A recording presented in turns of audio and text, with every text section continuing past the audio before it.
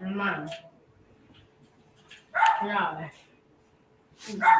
Ahí estamos. Dios les bendiga, amados hermanos. Dios les bendiga. Damos infinitamente gracias a nuestro Dios por una oportunidad más que el Señor nos concede, el volver a estar acá frente a esta cámara y saludándoles en el nombre de nuestro Señor Jesucristo.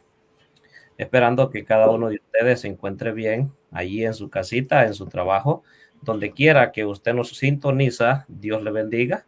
Le saluda a su hermano y amigo Santos Alvarenga desde acá de la ciudad de Elgin, Texas, a los alrededores de Austin, Texas. Dios le bendiga a usted en cualquier país, ciudad que nos está sintonizando. Bienvenido. Quédese con nosotros en esta tarde o en esta noche o en esta hora. Depende de donde usted nos esté sintonizando, así será el tiempo. Le invitamos a que se quede a escuchar el consejo de la palabra de nuestro Dios. Dios bendiga a nuestro hermano Daniel allá en El Salvador y su familia. Dios le bendiga, bienvenido. También saludamos y le damos la bienvenida a nuestro hermano David Ramírez desde Canadá. Así que vamos a orar para poner en las manos del Señor este tiempo y vamos a dejar a nuestro hermano David para que él convoque la oración de inicio. Dios le bendiga, hermano David, adelante. Amén. Dios le bendiga a todos. Damos gracias a toda la audiencia que estará con nosotros durante los próximos minutos. Esperamos que este programa sea de bendición para su vida.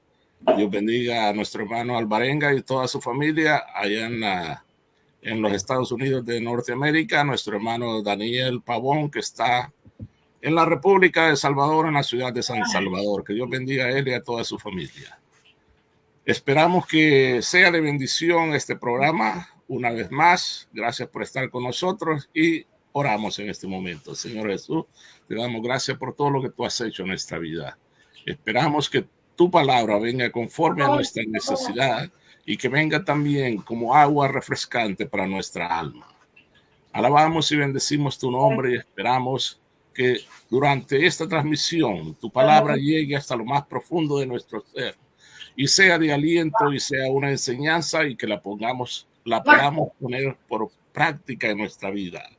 En el nombre del Señor Jesús te damos las gracias y esperamos que estés con nosotros desde un principio a un fin. Amén.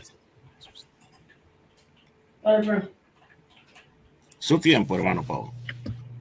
Bien, gusto saludarlos, que el Señor me los bendiga. Amén. Damos la honra y la gloria a nuestro Dios porque hasta aquí Él nos permite realizar de su obra. Realmente deseamos bendiciones para cada hermano, deseamos que el Señor siga siempre bendiciendo la vida de cada uno. Amén. Y como siempre agradecemos pues que hasta aquí pues siguen siendo fieles en sintonía, ¿verdad? A este programa, Palabra de Dios, palabra que transforma. Hoy nuevamente continuamos con esta serie que estamos hablando y meditando acerca de la vida de Pablo, su ministerio, sus escritos, las controversias. Hay tanto que hablar del Nuevo Testamento como tal, la formación del Nuevo Testamento, entre otras cosas, ¿verdad? Hoy quiero hablar, reflexionar juntamente con mis hermanos acerca de lo que es Pablo como radical, ¿verdad? Es decir, Pablo el radical. Quiero hablar sobre eso, Pablo el radical, basado en algunos aspectos que vamos a ir pues esbozando en el transcurso de la participación que tenemos de este tiempo.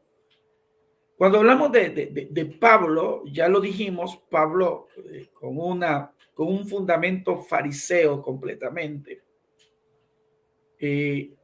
A pesar de la historia como tal, y de la invisibilización que se le ha dado al judaísmo, a la ley y a todo lo que es el origen del cristianismo, a pesar de eso, hay que decirlo de que la herencia farisea para la iglesia primitiva fue buena. Lo he dicho en su momento, si algo bueno le pudo haber pasado a Israel en tiempo de Jesús, fue el mundo del fariseo. Realmente fue el mundo del fariseo. Y todo lo que ellos hicieron, lastimosamente, fueron confrontados por Jesús por lo que fue la situación de no vivir lo que ellos querían que se viviera. Es decir, le exigían a otros mientras ellos no lo vivían. Ahí fue su error. Pero si hablamos de la interpretación del texto, si hablamos de la interpretación de la escritura, es decir, de la Biblia hebrea, o como nosotros comúnmente le llamamos el Antiguo Testamento, no están alejados de una interpretación genuina, espiritual, bajo el temor de Dios y bajo el celo de Dios. Además de eso, heredamos de ellos una liturgia, por ejemplo, el proceso litúrgico de nuestro culto, todas las acciones cultuales que tenemos hoy, son aquellas que se daban o se organizaban a partir de la sinagoga. Pero pasando este punto, llegamos a lo que Pablo ahora enfrenta, y es, primero, las primeras comunidades han de rechazar a la figura de Pablo. Y lo han de rechazar primero por su radicalismo. Primero, Pablo el radical desde su judaísmo fariseo. Es decir, un hombre con un celo extremo y considera que los cristianos son una amenaza al judaísmo. Primeramente por la interpretación farisea de él, que el judaísmo no poseía un Dios universal. Es decir, el judaísmo no era universal. Era un Dios privado, era un Dios para un pueblo. Y es Israel el que se autodenomina el pueblo de Dios. Serán algunos profetas que también definirán este concepto de pueblo de Dios, en los cuales ellos dirán que Dios ha hablado a su pueblo. En este caso, Israel, en este caso, el judío como tal, el Israel antiguo. Pero Pablo, dentro de su radicalismo fariseo, judaico, desde su judaísmo, este celo lo llevó a hacer lo que se va a definir como una primera persecución, es decir, generar una inestabilidad a la iglesia naciente, Serán primeramente aquellos diáconos de tinte helenista que saldrán de Jerusalén, y estos irán a parar a Antioquía de Pisidia. Luego surge otro conato de inestabilidad, de violencia y de persecución a través de Pablo, ¿verdad?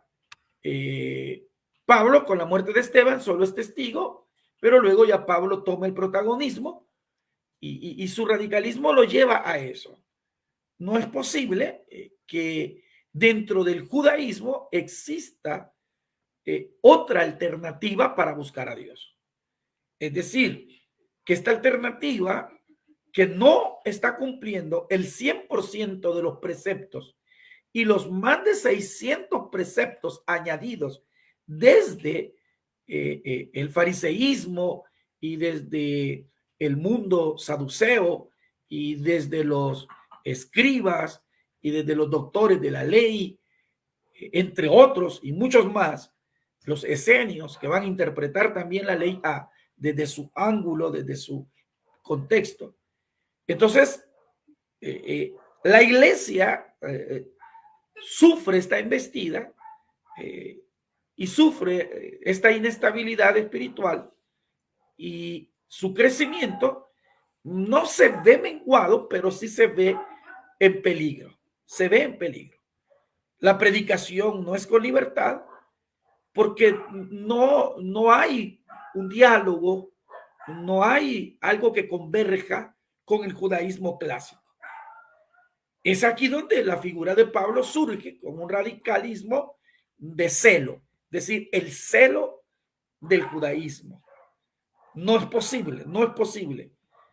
Y es así como recibe, él pide detalles, firmas, sellos, permisos, para apresar a todos aquellos que muestren la fe o el seguimiento a Jesús, a este que ya se cuenta que ha muerto, ya se cuenta que ha resucitado, pero no le han visto.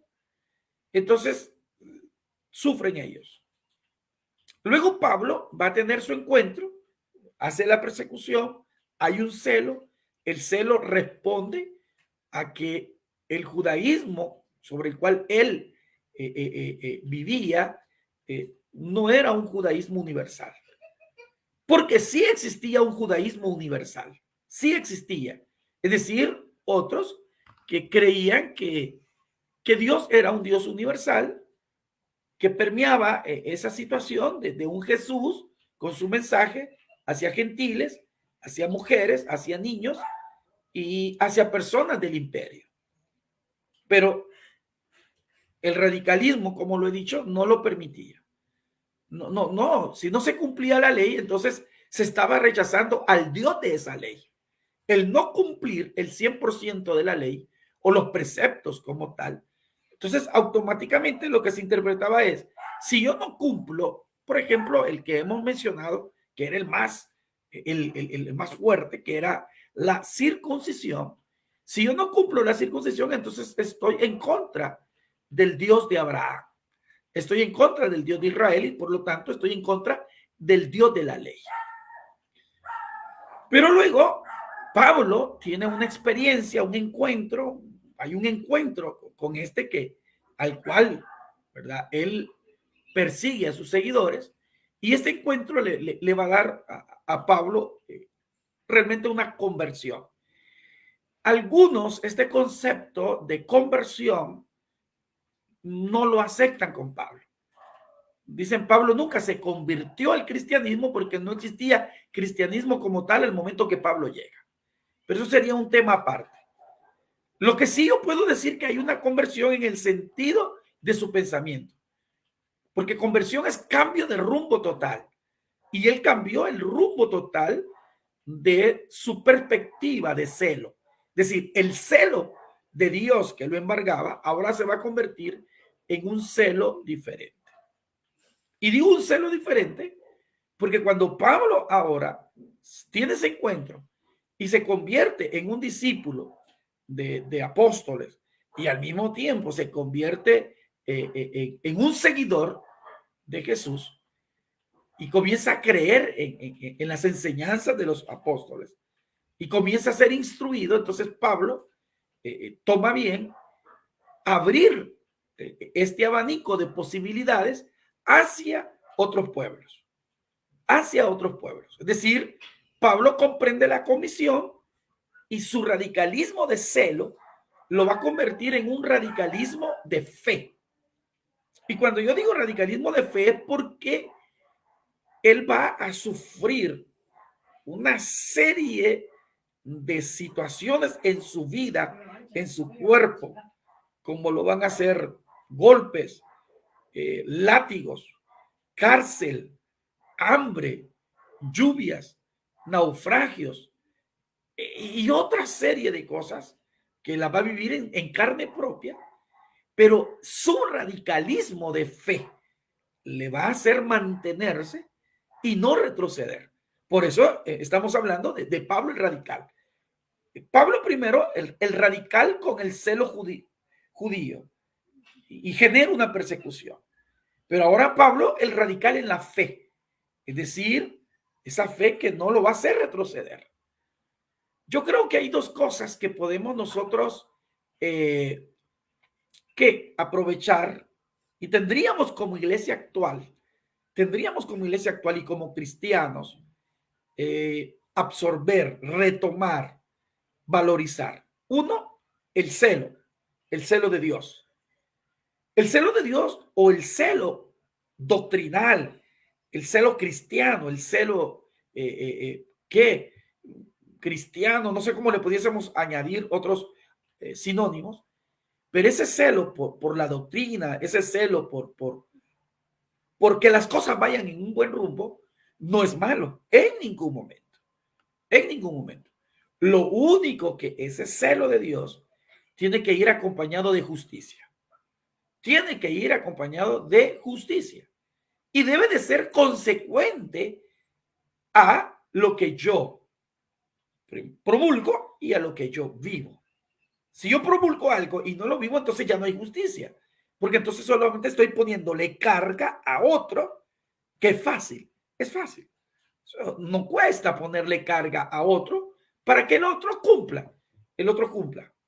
Entonces, en primer plano, no es malo el celo de Dios y eso deberíamos todos tenerlo. Yo algunas veces lo he explicado y le he dicho, qué bueno, ¿verdad? Qué excelente, ¿verdad? El celo por la doctrina, por la sana doctrina, como le dicen algunos, el celo por la palabra, el celo por la fe, el celo por el evangelio, el celo por la iglesia, el celo por el pecado, etcétera. Usted puede seguir enumerando ese sentir de tener esa sensibilidad, porque el celo no es simplemente el rechazo, sino una sensibilidad a evitar todo aquello que me pueda causar en algún momento una situación de controversia, de alejamiento o de pérdida de fe. El segundo es no perder nosotros, como los discípulos lo dijeron en algún momento, aumentanos la fe. Y el que esté falto de sabiduría, que se le demande a Dios. Y el que esté falto de fe también, pues, debe de crecer, como lo dijo Pedro. Que la fe crece, debe de crecer. A la fe hay que añadirle virtud. ¿Y qué virtud? Evidencia. Virtud no es quien grita más, virtud no es quien me hace llorar. No, virtud es vivencia. Realmente la palabra virtud es saber vivir las cosas. Entonces, a la fe yo debo de añadirle una buena conducta. Eso es virtud, es una buena conducta. Y a la virtud hay que añadirle conocimiento. Y ahí voy creciendo en la fe. Eso es lo que Pedro nos dice, pero Pablo también nos va a mostrar un radicalismo en su fe. Es decir, no retroceder por nada. Y qué excelente perspectiva, no retroceder. Y digo que excelente perspectiva porque él mismo nos va a decir que nosotros no somos de los que retrocedemos para perdición. Si no somos de los que retrocedemos para perdición, entonces quiere decir que alguien puede retroceder. O que desde la experiencia que algunos lo hemos experimentado, vivido, observado, algunos han retrocedido, están retrocediendo o están por retroceder lastimosamente porque no viven esa actitud radical de mantenerse en firmeza, Ahora, pero ya vimos a un Pablo radical en su celo que, bueno, le hace generar una persecución a las primeras comunidades cristianas. Ahora vemos a un Pablo radical en su fe que no retrocede por nada. Hay un rechazo a su vida, a su imagen, a su persona. Hay un rechazo a su prédica, porque Pablo no fue buen predicador. Fue buen escritor, por cierto. Predicador, él mismo lo dice, que su presencia no es muy halagadora, no tiene presencia entre los demás, no es muy halagadora su presencia física, sus palabras son toscas, es decir, Pablo no se puede comparar con Apolos. Apolos tiene un discurso muy definido, muy abierto, muy escogido, muy argumentado. Pero Pablo va a tener una bendición y es que su don va a ser el poder escribir, redactar y conformar alrededor de su fe y alrededor de su celo de Dios, las principales doctrinas que se van a convertir en eso que nosotros le llamamos la sana doctrina de la iglesia primitiva. Entonces, pasando a un tercer elemento, Pablo el radical desde su celo, pero Pablo el radical desde su fe. Un hombre que no retrocedió. Padeció una enfermedad que esta enfermedad lo hizo pues tambalearse. Él mismo lo va a decir, en 1, 2 o 3 ocasiones he clamado y lo único que recibí como respuesta a mi enfermedad es bástate mi gracia. Es decir, dale gracias a Dios pues porque estás vivo y por lo demás deja de renegar.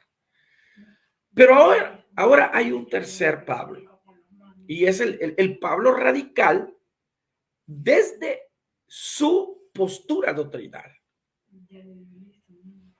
Aquí algunos entran en discusión porque vamos a encontrar a un Pablo radical en ese sentido, pero más adelante,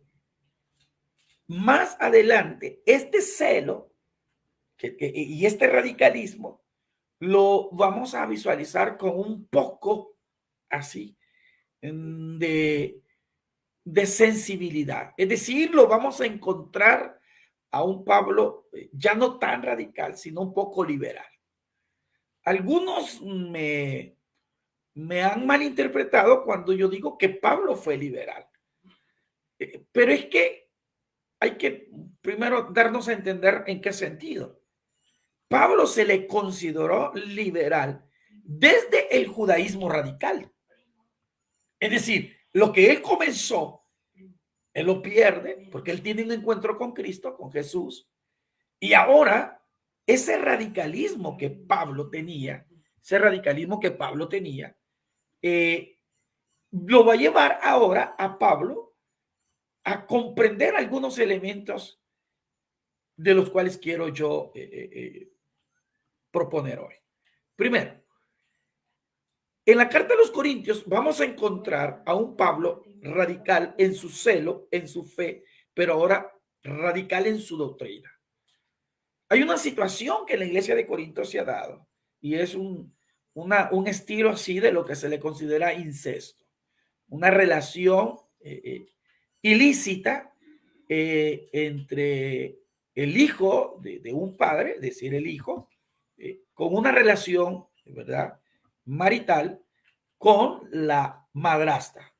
O sea, eso no era correcto, no es correcto. Y ahora viene, ¿qué es lo que hace? Ahora viene, Pablo dice que al tal hay que sacarlo. Es un radicalismo extremo, es un radicalismo, cualquiera diría sin misericordia, pero no es así. Él lo que está poniendo es ahora un celo con justicia. Y el celo con justicia es que la fe no va a ser ensuciada. La fe no debe de ser manipulada. La fe no va a estar en juego. Los principios doctrinales tampoco están en juego, sino que hay que mantener para vivir ese proceso doctrinal de santidad que él propone. Y entonces él pide en primer plano, él dice, sáquenlo. Pero posteriormente, aquí es donde entra, ¿verdad?, el radicalismo en su fe maduro. Y él dice, al tal yo lo he perdonado. Permítanle regresar. Este radicalismo lo va a llevar a Pablo a ser malinterpretado. ¿Por qué? Porque él no se mueve de lo que él cree. Su celo, su fe, ahora su doctrina. Es decir, él va a estar fundamentado, no movido, y él va a decir las siguientes palabras: que nadie se mueva de lo que ha sido enseñado, aunque si fuera por carta o por un ángel o por cualquier otro medio, que nadie vaya a ser movido a creer en eso cuando ya están los fundamentos dados. Él mismo lo dice, el fundamento está puesto. pero cada uno mire cómo sobreedifique. Entonces, esto va a llevar a que Pablo se mantenga y reciba Pablo otro rechazo, y es un rechazo de sus mismos hermanos misioneros. Siempre va a estar el dilema si Pablo fue apóstol, no fue apóstol, por la actividad, o mejor dicho, por el elemento de que para que fuese apóstol tenía que haber visto a Jesús. Tenía que haber visto a Jesús. Yo siempre me he preguntado, ¿y quién dijo eso? ¿Quién definió eso? Ese perfil, ¿quién lo definió? Por eso Pablo va a defender su ministerio. En otras palabras, va a defender de manera radical su apostolado desde su doctrina. Es decir, Pablo es radical en su celo, es radical en su fe, pero ahora se va a mantener firme. El radicalismo de Pablo en tercer elemento es que su doctrina no va a ser movida fácilmente. No va a ser movida. Aquí donde confunden algunos y dicen, no, pero al principio dijo sáquenlo y después dice al tal permítanle entrar. Pero a lo que quiero llegar yo es que no está en eso, sino en el sentido de que Pablo se mantiene firme y nadie lo va a mover a Pablo. Nadie lo va a mover a Pablo, ¿verdad? Bueno, él va a hacer claro que no se reciban a personas que van contra la enseñanza misma. Tanto va a ser su radical o su radicalismo en la doctrina. Y veamos una cosa, no vayamos a malinterpretar la palabra radical desde el sentido peyorativo, negativo, sino veámoslo desde el sentido positivo. Hay una cuestión que usted lo puede leer detenidamente y está en la carta a los Gálatas. En la carta a los Gálatas. Los hermanos de Galacia, una iglesia muy próspera, una iglesia muy espiritual, y así lo va a decir él, pero en medio de ellos va a haber un liderazgo con un enfoque judaizante. Este liderazgo con enfoque judaizante va a ir ganando terreno, Al ir ganando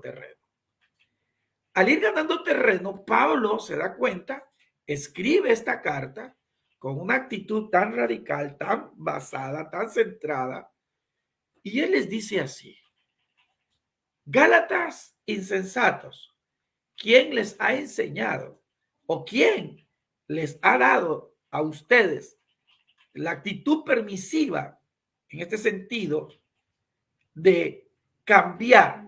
Porque ustedes comenzaron por lo espiritual, pero están terminando por lo carnal. Vea eso. Ahora, quiero detenerme un poco en la palabra insensato.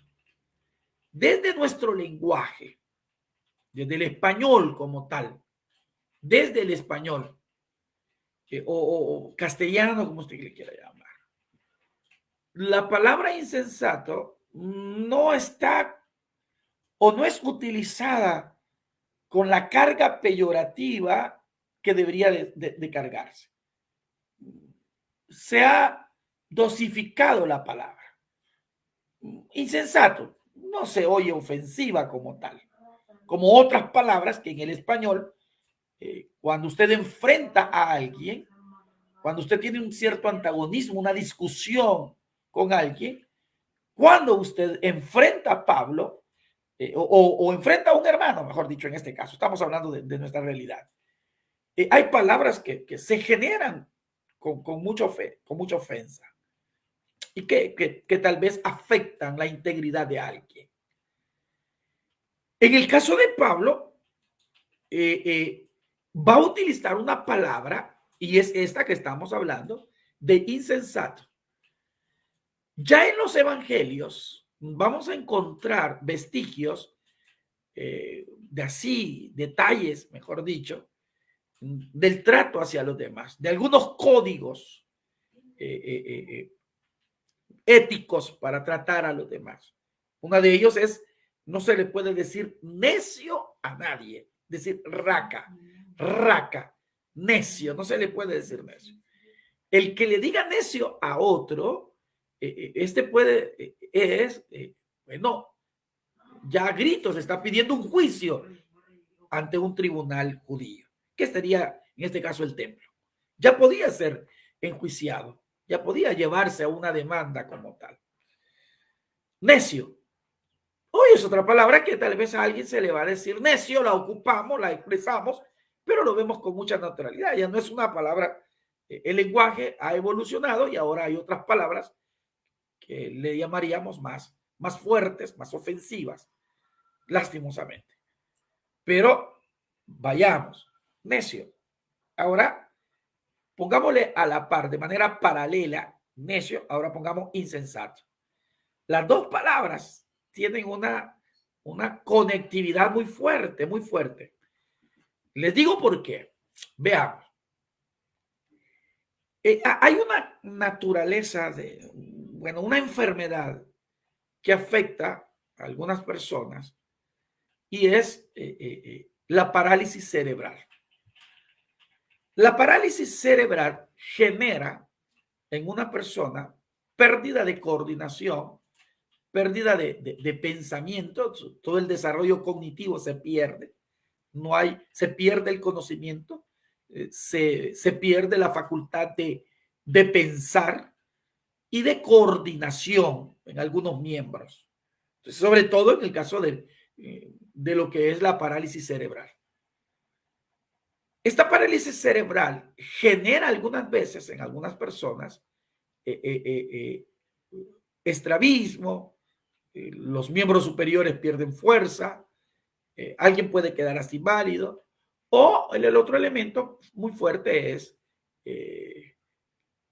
lo que podría ser una esquizofrenia, una locura, o en bajo rango, pues tal vez solo la pérdida del conocimiento como tal, del desarrollo intelectual como tal, y así físicamente se deteriora el cuerpo y se manifiesta a través de botar saliva por la boca, como lo hizo David, haciéndose pasar por loco.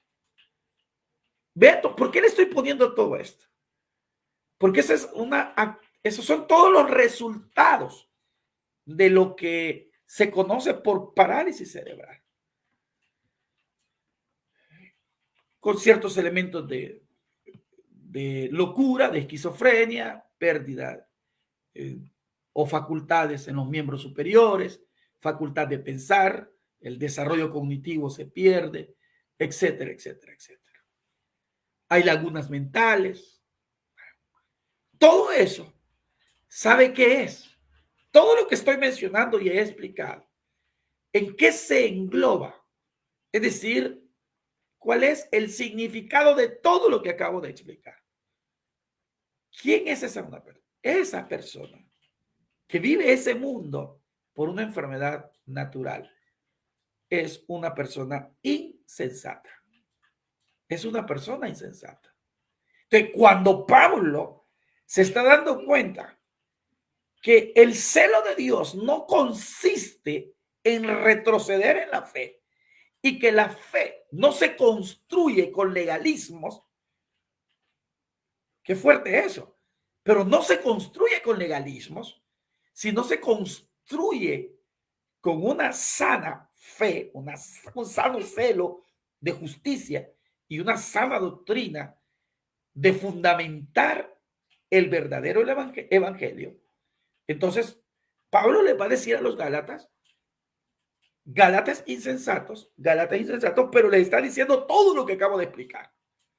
Les está diciendo, Gálatas, ustedes lo que son personas con parálisis cerebral, son personas que han perdido la facultad de pensar, son personas que están en un proceso de esquizofrenia, son personas que automáticamente han perdido facultades del desarrollo cognitivo, han perdido facultades en sus miembros superiores, O sea, ustedes son sinónimos de personas que hasta botan saliva por la boca. Es decir, Pablo, en una sola palabra, que desde el español nosotros interpretamos por insensato, les está diciendo todo eso. Es decir, el celo de Pablo ahora ya no es aquel celo radical sin justicia. Su radicalismo en la fe ya no es aquel radicalismo de fe ciego, sino que ahora hay una fe con conocimiento. Hay una fe en Pablo que ha crecido, que es lo que nos hace falta a nosotros, crecer en la fe. Pero al crecer en la fe nos lleva a mantenernos bajo el radicalismo de lo que es la palabra de Dios. ¿Qué nos dice la palabra? Que ella nos llevará a toda verdad y a toda justicia. ¿Qué nos dice que es la palabra? Esa es una espada, como de dos filos que penetra a lo más profundo del corazón y discierne los pensamientos y las intenciones del corazón. Eso es la palabra. Eso es lo que está diciendo Pablo. Ustedes han dejado la palabra por irse en otro rumbo. Es decir, se olvidaron, comenzaron por lo espiritual, pero están terminando por lo carnal. Ese es ser radical. Ese es el verdadero radicalismo de Pablo. Alguien que no se movió, sino que peleó hasta donde él pudo, porque aquellos que recibían sus escritos se mantuviesen en lo que habían sido enseñados. Creo que son tres cosas, y por eso el que Pablo le llame insensatos no es una cuestión así solo, Gálatas insensatos, no, les está diciendo una serie de cuestiones que creo entender que la iglesia de Galacia lo comprendió. Y él por eso va a decir que manifiestas son las obras de la carne, pero también son manifiestos lo que son los frutos del espíritu. Él lo va a decir cuáles son. Entonces, creo y espero y creo que así fue. La misma escritura nos lo dice. La iglesia de Galacia, a pesar que aquella palabra fue fuerte, pero les sirvió. En conclusión, mis amados hermanos, creo que el desafío, como siempre, como iglesia, debemos de trascender a un celo, es decir, trascender de ese celo que no es justo, a un celo de Dios que me permita crecer en fe. Y esto me va a generar algunas veces malas interpretaciones, pero esto me va a llevar también a mantenerme en la palabra. Es decir, el celo con justicia, la fe que crece y la palabra fundamentada nos va a hacer personas que realmente estamos viviendo un cristianismo en cierta manera que trasciende y no que se queda en legalismos que al final solamente nos generan problemas y no nos permiten crecer, y para eso hay una infinidad de ejemplos como tal. Mis amados hermanos, gracias, como siempre, un fuerte abrazo desde El Salvador. Familia Pavón Romero les ha saludado. Bendiciones, palabra de Dios, palabra que transforma. Sigue con ustedes. Que el Señor les bendiga. Amén. Dios le bendiga, hermano Daniel, por esa palabra que hemos escuchado en esta tarde, donde nos ha venido hablando Pablo y el radicalismo. A veces se oyen unas expresiones, y qué bueno de que la palabra de Dios ha venido en este día, donde dicen, Pablo era extremista, y dice, y no podía ver las mujeres. ¿Qué le dice usted o cuál es su respuesta a eso?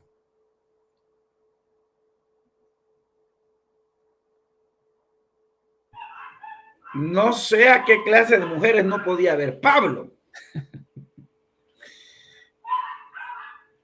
Ese es otro aspecto que Pablo, desde su radicalismo de celo, de fe y de palabra, lo va a superar. Pablo supera todos los estándares sociales esperados desde los liderazgos de aquel momento, doctrinales. Pablo fue inclusivo con las mujeres. Pablo va a decir que el hombre y la mujer, nadie es más que el otro. Nadie es más que el otro. Pablo le dio ministerio a las mujeres. De maestra, lo permitió. Priscila fue maestra. De diaconisa, permitió que las comunidades crecieran con diaconisas como Febe, entre otras. Mujeres que estuvieron al frente de las primeras comunidades en Roma y en otros lugares, como lo fue la vendedora de púrpura. Y así puedo ir mencionando en donde Pablo no es que no podía verlas.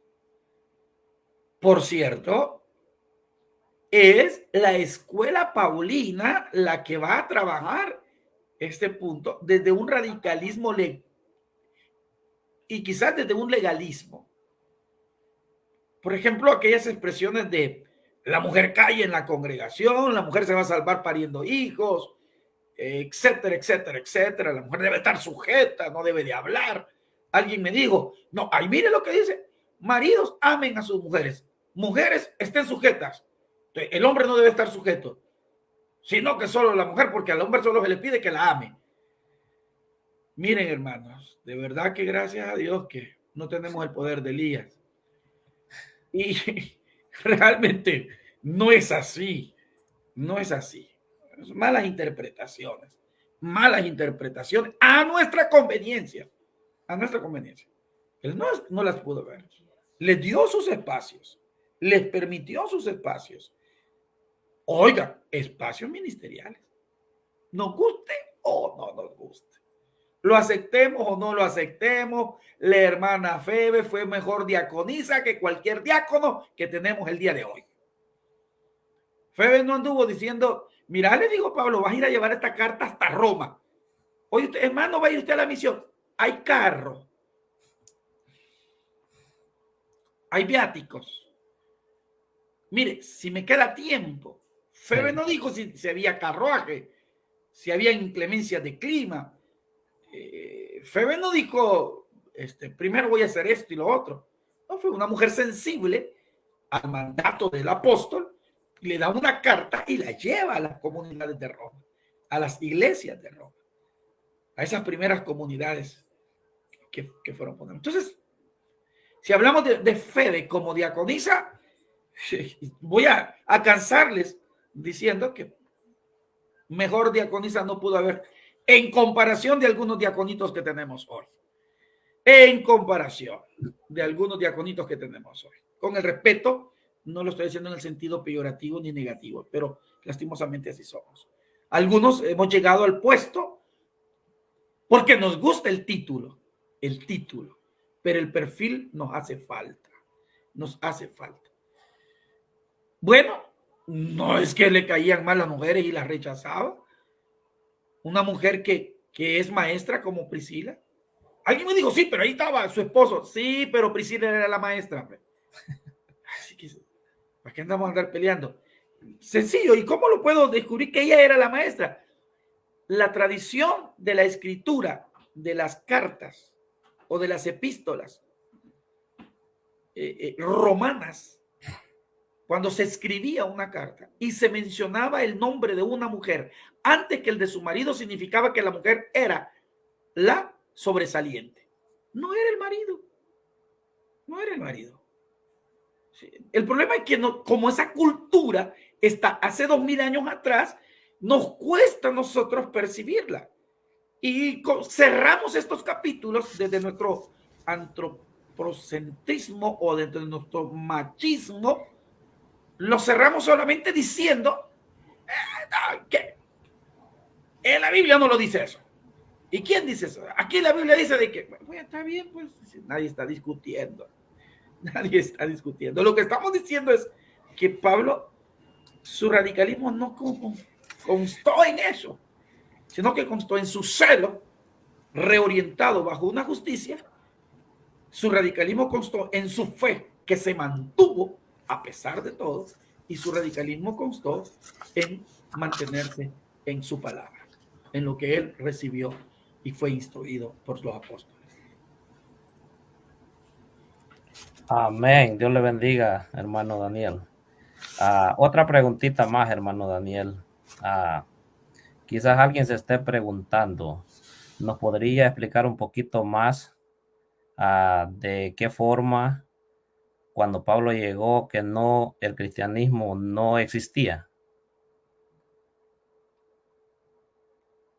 No sé si me puede replantear la pregunta.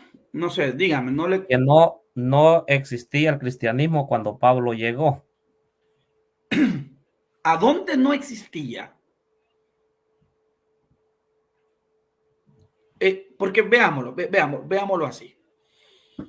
Es que el cristianismo es una serie, una gama de situaciones. Primero, preceptos, escritos, vivencias, estructura, fe, todo eso engloba lo que es el cristianismo. El apodo de cristianos, que ese fue un apodo, se recibió allá en Antioquía, allá por apodo. No es que ellos son cristianos, el título era en un sentido de elevados. No, eso era una cuestión de burla. El apodo de cristiano fue con sarcasmo, no fue para engrandecer la persona de Jesús y decir, estos son seguidores de... No, cristianos, cristianitos, pues, seguidores de ese que murió. Eso era un apodo, era un apodo. Ahora, ¿en qué consistió, en qué se conformó o cómo se conformó el cristianismo a partir de Pablo? Y no solo a partir de Pablo, porque Pedro y los demás apóstoles son los que generan este querigma o esta predicación post-pascual. Los apóstoles van y comienzan a hacer las obras, a darle el seguimiento del mensaje del reino. Imagínense lo que nos va a decir el libro de Hechos, que la sombra de ellos generaba sanidad. El evangelio eso ya es resultado de un seguidor del Mesías. Amén. ¿Y quién era el Mesías? De un seguidor del Cristo. Entonces, el seguidor del Cristo, porque el Cristo, este Mesías había hecho eso. Ahora, sus seguidores están dándole continuidad y están haciendo lo mismo. Entonces, eso ya está dando pauta de las bases de un cristianismo como tal, de un cristianismo lógico, de no un cristianismo viciado desde la reforma de Constantinopla. Ese cristianismo viciado, y lo voy a decir así, viciado desde Constantino, esa es otra cosa. Pero los primeros tres siglos, decir, antes de Constantino, nos vamos a encontrar con un cristianismo con otras perspectivas. Amén. Gracias, hermano Daniel. Las próximas preguntas las vamos a dejar para el otro día.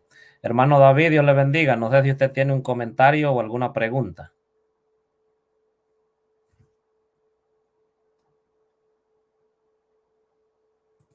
Active el micrófono ahí. Muy interesante la enseñanza de hoy en día, viendo el cambio de este hombre, de cómo él fue transformado de una forma de vivir su fe a tratar de aplicar una nueva fe y una nueva práctica en su vida. No creo yo que fue algo fácil. Como un personaje educado, profesional y todo, había que remover cierta página o ciertas barreras que a él quizás no le hubieran permitido llegar a ser uno de los apóstoles que haya escrito muchas cartas para la iglesia de hoy en día. No lo aceptaban también. Ajá, no era tan aceptado por el récord que él tenía anteriormente.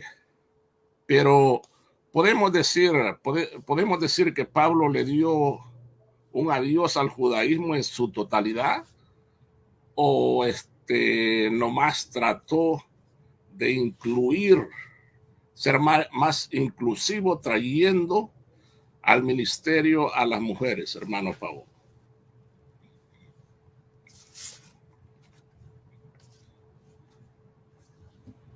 Bien, el ministerio a las mujeres se fue perdiendo aproximadamente en el siglo II. Se va perdiendo en el siglo II. ¿Y por qué se va perdiendo? Porque, bueno, vea una cosa que usted va a encontrar en la segunda carta de los Corintios. Hay unos predicadores itinerantes. Cuando yo me refiero a predicador itinerante, es un predicador que va de un lugar a otro, que han recibido el soporte así, de fidelidad de su ministerio. Algunas comunidades les han entregado cartas selladas donde a estos los constituyen predicadores. Pablo les va a llamar superapóstoles a estos. Ahí usted nota que ya no hay mujeres, ya se está dando eso. No hay mujeres predicadoras, o mejor dicho, no hay mujeres acompañando a los predicadores. No lo hay. ¿Por qué no lo hay? Porque ya se han conformado las primeras comunidades. Ya están las primeras comunidades. Ya ha avanzado. Se están desarrollando comunidades.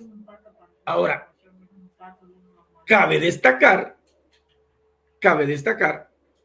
que las mujeres en estas comunidades greco-romanas, ahora más romanas que griegas, gentiles por ende, y en el mundo judeo-cristiano, la mujer no tiene ningún valor, no tenía ningún valor. Entonces, era bien complicado el que estas mujeres desarrollaran ministerios como tal, Esto no quita que sí lo desarrollaron. Bueno, profetizas. Hubieron profetas. Y dentro de los ministerios dice, Dios constituyó a unos apóstoles. ¿A otros qué? Profetas, maestros, predicadores, pastores. Profetas. Era de los 5 principales ministerios. Profetas. Y en el libro de Hechos me está diciendo que una mujer es profetisa. Entonces, ¿qué es eso? ¿Verdad? Allí es donde uno debe darse cuenta. O sea, solo cuando, ahí es donde hacemos una pequeña ensalada. No, pero profetizaban de otra manera, no. Está diciendo que las hijas de cierto varón por ahí, las 2, creo, eran profetizas. ¿Y qué era un profeta? Era un ministerio. Entonces, ¿verdad? Es mucha tela que cortar. Pero las tradiciones, las enseñanzas doctrinales de hoy en día, entre otras cosas, nos permiten a nosotros, pues, definirnos así. Esa es la identidad que tenemos. Solo hay varones, excelente. Solo pastores, excelente. Así se ha crecido nuestra identidad, así nos hemos identificado por años, desde que nacimos, posiblemente hasta que muramos, ¿verdad? Posiblemente. Pero no puedo descartar aquellas mujeres que Dios usa y que seguirá usando. Amén, hermano. Esperemos en Dios que progresemos y empecemos a entender un poquito diferente lo que es la palabra radical y ser celoso por la obra de Dios, y a la misma vez no dejemos a un lado de ser justos, hacer justicia. Recuerde que si la justicia es una de las cosas que Dios ha demandado a través de toda la historia de la Biblia, justo por esto. ¿No has visto a mi siervo Job, que era justo? Eso implica mucho. La justicia está, como dijo usted, conectada con la fe, la cual hay que ver cómo nosotros mejoramos mucho, y por eso estamos aquí, para tratar de aprender y mejorar cada día nuestra forma de entender las escrituras. Y que Dios nos permita llegar a un día en que todos, no haya diferencia entre hombres y mujeres cuando se trata referente a su participación en lo litúrgico, o si no, en las actividades de las congregaciones o de la misión. Pero no perdamos la fe. Incluyamos a las hermanas desde ahora, y tal vez la diferencia la vamos a ver poco a poco. Seamos pacientes y tengamos paz para con Dios. Que Dios les bendiga. Nuestro hermano santo con ustedes. Amén. Dios le bendiga, hermano David. Dios le bendiga, hermano Daniel. Bien, vamos a ir dando ya por terminado lo que es esta transmisión. Damos infinitamente gracias a Dios, a cada uno de ustedes que ha estado ahí conectado con nosotros, aprendiendo de la palabra de Dios, donde esperamos cada día ser de mucha bendición para su vida, y el propósito es que adquiramos más conocimiento de la palabra de Dios y, y poder, ¿verdad?, llevar una vida en el Evangelio más fácil. Porque cuando no entendemos la palabra de Dios y agarramos lo que es el radicalismo humanamente, eso, como decía nuestro hermano Daniel, nos trae muchos problemas. Así es que Dios le bendiga a cada uno de ustedes ahí. Así que damos gracias a Dios. Vamos a orar para despedirlos en esta hora. Gracias, hermano Daniel. Gracias siempre por ese tiempo que yo sé que con mucho sacrificio, ¿verdad? Lo hace, pero pórtese bien y Dios le pagará. Amén. Así es que oramos a Dios, dándole gracias a Dios, ¿verdad? Por esta tarde. Así es que oremos. Padre, te damos gracias en el nombre de nuestro Señor Jesucristo, por todo, Señor, lo que tú has hecho con cada uno de nosotros. Gracias. Primeramente, Señor, por los amigos, hermanos que han estado conectados, Señor, esperando de que esta palabra, Dios mío, sea de alimento para su vida. Bendice, Señor, la vida de nuestro hermano Daniel, su esposa, sus hijos. Gracias, Señor. Multiplica siempre esas bendiciones, Padre Santo, de lo alto, Señor, y lo terrenal. Nuestro hermano David, Señor, también pedimos, Señor, yo te pido salud para cada una de estas familias, Padre, en tus manos ponemos, Señor, siempre este espacio, Padre, que sea de bendición y que vaya llegando, Señor, a aquellos lugares donde no podemos llegar, Señor, físicamente. En el nombre de Jesucristo de Nazaret te damos gracias por este tiempo. Amén y amén. Bien, hermano Daniel, Dios le bendiga y que pasen una feliz noche. Saludes allí a su familia, hermano David. De la misma Amén. Dios manera, les Dios bendiga. siempre ahí por estar pendiente, aportando su pregunta a este espacio. Dios les bendiga a todos. Dios les bendiga a todos. Muy buenas noches.